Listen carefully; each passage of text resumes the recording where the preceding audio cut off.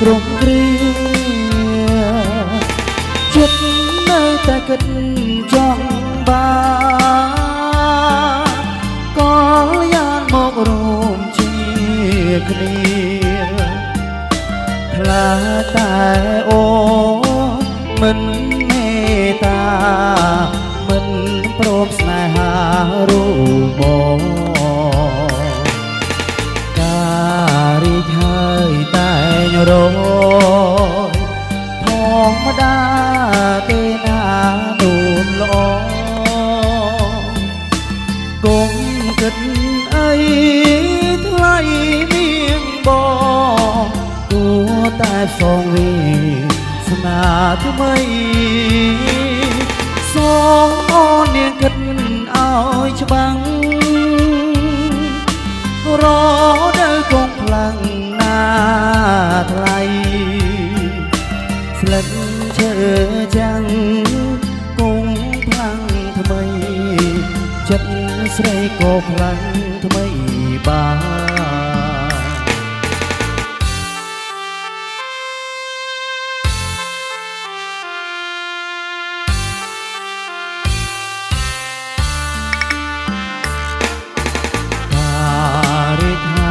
តែងរធម្មតាទេណាទូនល្អ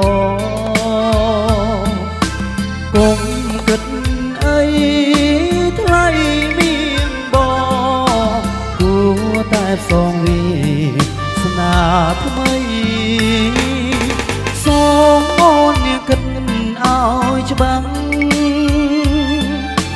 រដល់គង់ខ្លាំងណា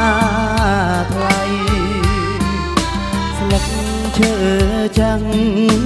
គង់ខ្លាំងថ្មីចិត្តស្រីក៏ខ្លាំងថ្មីបាន